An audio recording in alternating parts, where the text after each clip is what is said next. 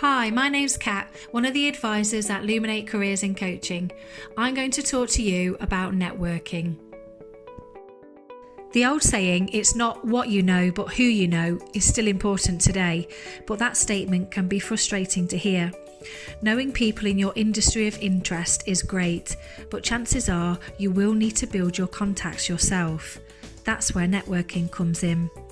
A recent survey by Jobvine found that 34% of employers recruit based on shared connections. Think of networking as forming connections. It's meeting and connecting with people in order to bring you closer to the people you want to work with, companies you want to work for, and new opportunities. As with any relationship, your network should consist of people that you like and admire.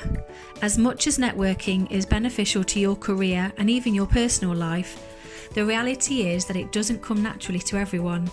For some people, the thought of sharing a conversation with a stranger at a conference or an event feels quite cringeworthy.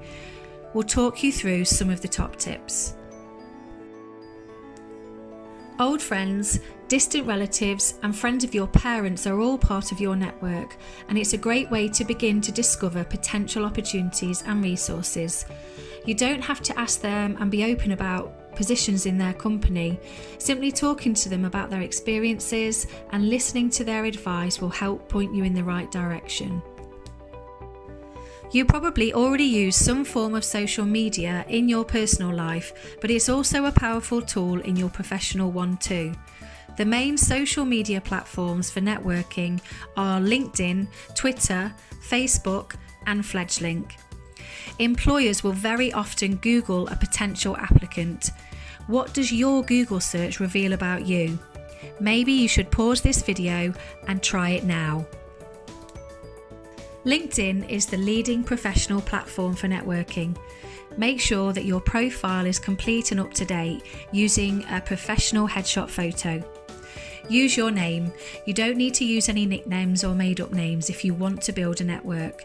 You want to come across as professional and for people to be able to find you when they search for you.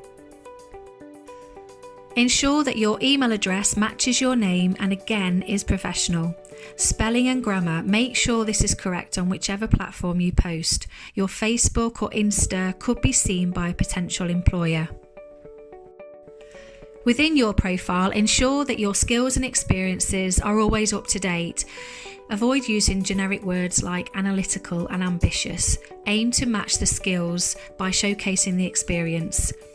Search every day, joining relevant groups on Facebook and LinkedIn, and searching by company and hashtags to increase your network. Use LinkedIn and Twitter and FledgeLink to connect.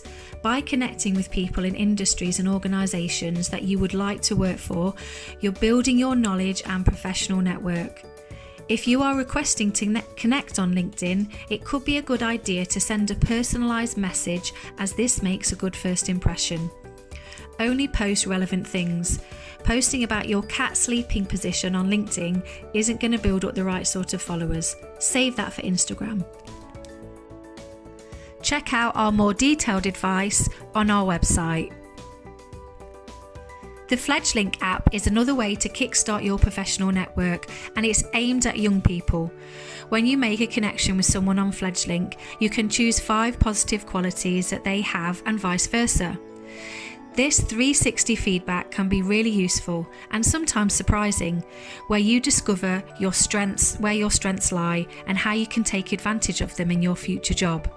The more connections you make, the more feedback you'll be receiving, which will help you build your digital CV too. You can also sign up to attend online networking forums and face-to-face events and conferences. These are likely to be industry specific and will give you a good chance to build on that network. Have a clear idea of who you want to talk to, why you are interested in that organisation, and why you've decided to approach them.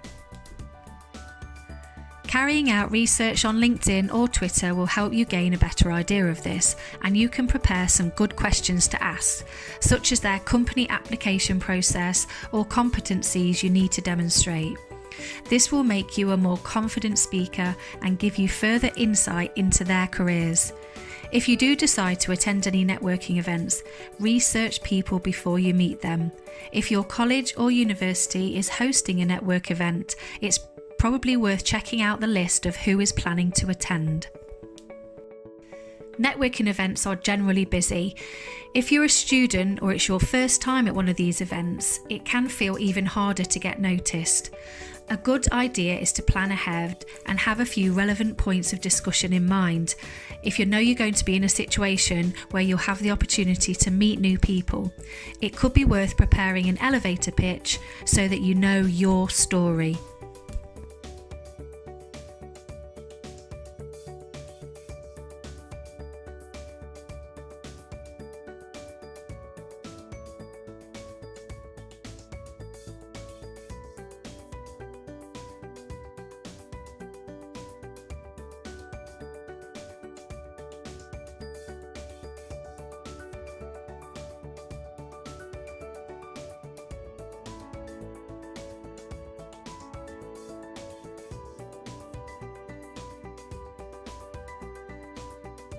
These conversation points don't have to all be about work. They can even be about topics like hobbies or the event itself. The idea is to get the conversation flowing and leave the room for future meetups and discussion. Acquiring some inside information will be invaluable to your job hunt. Most importantly, make sure you listen to who you are talking to and smile. Ensure to ask questions too. Take an interest in the people you speak to.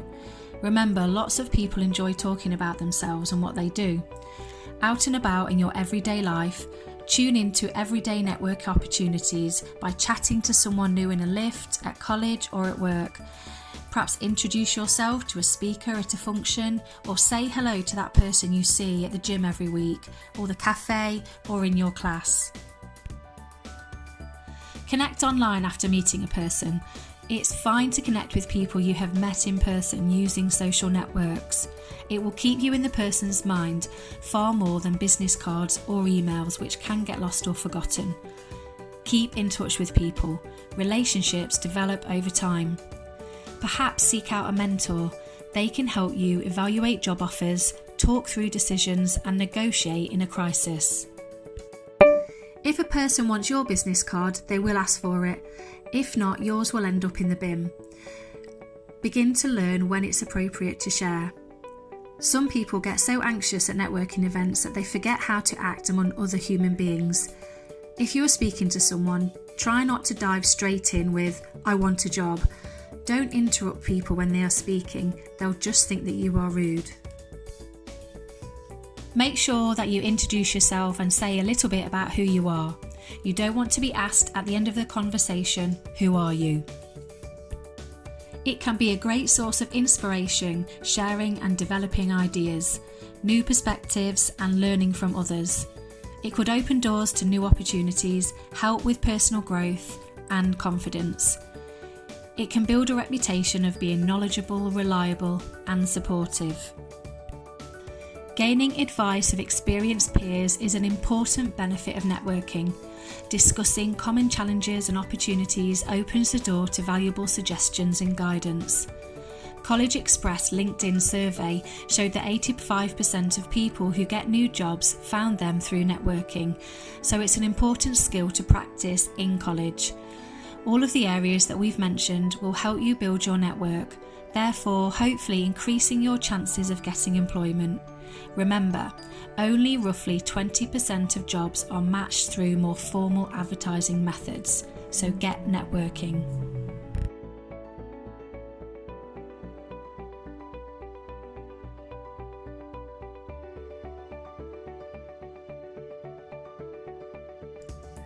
Good luck from us here at Luminate.